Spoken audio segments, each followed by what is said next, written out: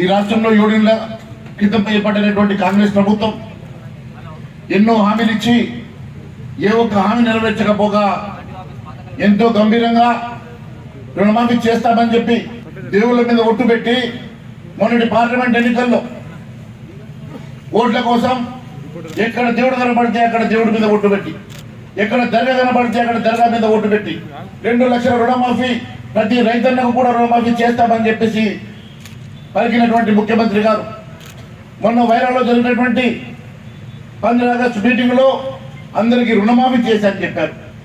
మరి రైతన్నలు పెద్ద ఎత్తున రోడ్డు మీదకి వచ్చి మాకు రుణమాఫీ జరగలేదు, మా అందరికీ కూడా రుణమాఫీ జరగలేదని చెప్పి రోడ్ల మీదకి వచ్చిన తర్వాత ఈ రోజు మళ్ళీ దాని మీద సమీక్ష చేస్తా ఉన్నారు.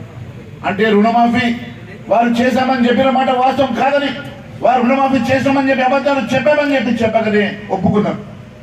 అన్నిటికన్నా ముఖ్యం, వారి స్వయంగా వారి మంత్రి తుమ్మల నాగేశ్వరరావు గారు ముందు చెప్తా ఉన్నారు సగం మందికి మాత్రమే రుణమాఫీ జరిగిందని. వారి మంత్రి పొంగురెడ్డి శ్రీనివాస్ రెడ్డి గారు చెప్తా ఉన్నారు ఇంకా 12,000 కోట్ల రూపాయల రుణమాఫీ జరగాల్సి ఉందని. అంటే వారి సహజ మంత్రులు ఈరోజు రుణమాఫీ జరగలేదని చెప్తా ఉంటే ఒకవైపు ముఖ్యమంత్రి గారు రుణమాఫీ జరిగిందని చెప్పి దేవుళ్ళ మీద ఒట్టు పెడుతున్నాం. వారి ప్రభుత్వంలో ఉన్నటువంటి మంత్రులే రుణమాఫీ జరగలేదని చెప్తా ఉంటే ముఖ్యమంత్రి గారి డొల్లతనం ఈరోజు బయటపడింది. ముఖ్యమంత్రి గారు వాస్తవాలు మాట్లాడతలేరు, అబద్ధపు మాటలు మాట్లాడుతూ ఉన్నారని చెప్పి వారి మంత్రులే చెప్పకనే చెప్పినట్టుగా తెలుస్తున్నది. ఈ రకంగా ఈ ప్రభుత్వం ఏది మాట్లాడినా, ఈ ప్రభుత్వం ఏది చెప్పినా వాస్తవ దూరంగా అబద్ధపు మాటలుగా బూటకు మాటలుగా తేలిపోతున్నది. ఈరోజు ఏ రైతన్నైతే వాళ్ళకు భయపడక, ఎండకు భయపడక, తేళ్లకు భయపడక, పాములకు భయపడక దినము రాత్రి కష్టపడి పండించే రైతులను కూడా మోసం చేసేటువంటి ఈ ప్రభుత్వం మనుగడ సాగదు అని చెప్పి నేను తెలియజేస్తా ఉన్నాను. అబద్ధాల బూటకపు మాటల మీద, అబద్ధాల మాటల పురాతల మీద ఏర్పాటైనటువంటి ప్రభుత్వం ఎన్నో హామీలు ఇచ్చి ఒక్క హామీ కూడా నెరవేర్చని ప్రభుత్వం మళ్ళీ రైతులకు మోసం చేయడానికి ఈ రోజు రైతులనే కాదు దేవుళ్ళను కూడా మోసం చేసింది.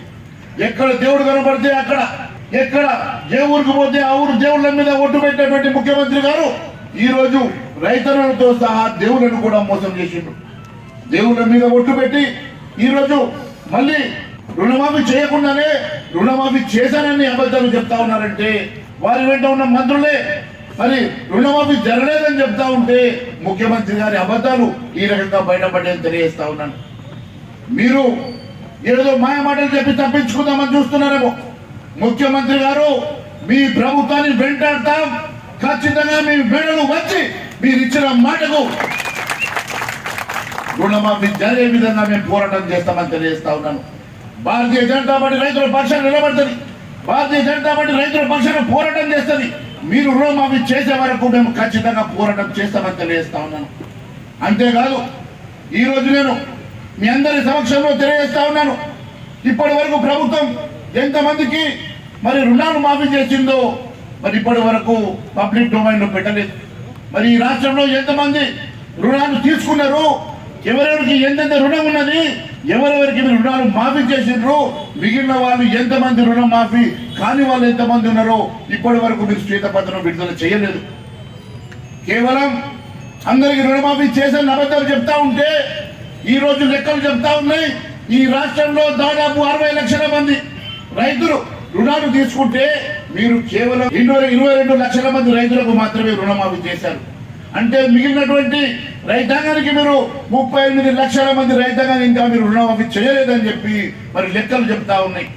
అంటే ఈరోజు కేవలం 22 లక్షల మందికి రుణమాఫీ చేసి ఈ రాష్ట్రంలో అందరికీ రుణమాఫీ చేశామని మీరు తప్పుడు లెక్కలు చెప్పడం ఇది ఎంతవరకు సమంజసమని అడుగుతా ఉన్నాను.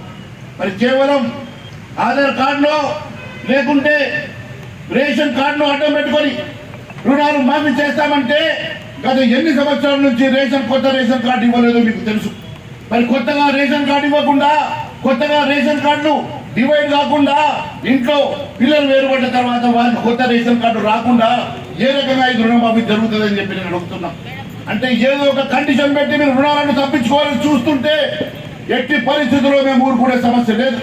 మాటల మీద మీరు ఎన్నికలకు వెళ్ళి ప్రజల ఓట్లు దండుకున్నారో ఆ సమాజానికి మీరు ఖచ్చితంగా మరి క్షమాపణ చెప్పాలని చెప్పి మేము డిమాండ్ చేస్తా ఉన్నాం. మీరు రుణమాఫీ అన్న చేయండి, లేదా బహిరంగ క్షమాపణ చెప్పి మీ వల్ల కాదు అని చెప్పి రాజీనామా అన్న చేయమని చెప్పి మేము డిమాండ్ చేస్తా ఉన్నాం.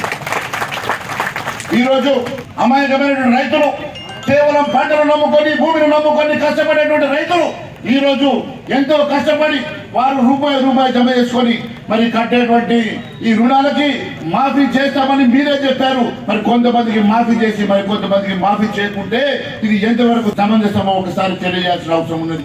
నేను ఒకటి డిమాండ్ చేస్తా ఉన్నాను, ఎట్టి పరిస్థితుల్లో ఈ రాష్ట్రంలో మీరు ఎంతమంది రుణాలు తీసుకున్నారో, ఎంతమందికి రుణం మాఫీ జరిగిందో, ఎంతమందికి రుణం మాఫీ జరగలేదో శ్వేతపత్రం విడుదల చేయాలని ఒకటి డిమాండ్ చేస్తా ఉన్నాం. రెండోది, ఈ నెలాఖరు లోపల ఖచ్చితంగా రుణాలు తీసుకున్న ప్రతి ఒక్క రైతాంగానికి రుణమాఫీ చేయాల్సిందిగా మేము డిమాండ్ చేస్తా ఉన్నాం. లేని పక్షంలో భారతీయ జనతా పార్టీ తరఫున ఈ నెలాఖరు లోపల మీరు రుణమాఫీ చేయకుంటే బీజేపీ నాయకుడిగా నేను ఖచ్చితంగా నిరాహార దీక్ష చేస్తానని కూడా సభాముఖంగా తెలియజేస్తా ఉన్నాను. హైదరాబాద్ సాక్షిగా ఇందిరాబాద్ ముందు ధర్నా చౌకలో ఈ నెలాఖరు లోపల మీరు పూర్తిగా ఈ రైతాంగానికి రుణమాఫీ చేయకుంటే నేను రైతుల పక్షాన, ఈ రైతాంగం పక్షాన ఖచ్చితంగా నిరాహార దీక్ష చేస్తానని కూడా నేను తెలియజేస్తా ఉన్నాను. భారతీయ జనతా పార్టీ రైతుల పక్షాన్ని నిలబడుతుంది. భారతీయ జనతా పార్టీ రైతాంగం అండగా ఉంటుంది. భారతీయ జనతా పార్టీ ఖచ్చితంగా మీరు ఇచ్చిన హామీలు నెరవేర్చే వరకు ఖచ్చితంగా ప్రజల పక్షాన్ని నిలబడి మేము పోరాటం చేస్తామని కూడా సభాముఖంగా తెలియజేస్తా ఉన్నాను. మనందరం కలిసి కట్టుగా ఉండాల్సిన సమయం వచ్చింది. ఏదో ఒక రకంగా ఈ మమ్మల్ని డివైడ్ చేసే పరిస్థితి చేస్తా ఉన్నారు. ఎట్టి పరిస్థితుల్లో మనకు న్యాయం జరగాలన్నా, అందరికి రుణ విముక్తులు జరగాలన్నా అందరం కలిసి కట్టుగా ఒకటిగా ఉండి అందరం కలిసి ఈ ప్రభుత్వం మీద పోరాటం చేద్దామని కూడా పిలిపిస్తున్నా.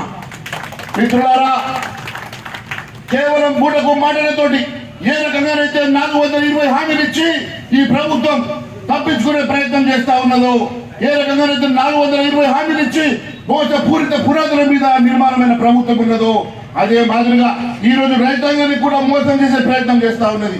ఎట్టి పరిస్థితుల్లో ఈ మోసం జరగనివ్వం. రైతుల పక్షాన్ని నిలబడతాం, రైతుల పక్షాన పోరాటం చేస్తాం, రైతులకు అండగా మేము నిలబడతామని మరొకసారి తెలియజేసుకుంటూ భారత్ మాతాకి జై శ్రీరామ్.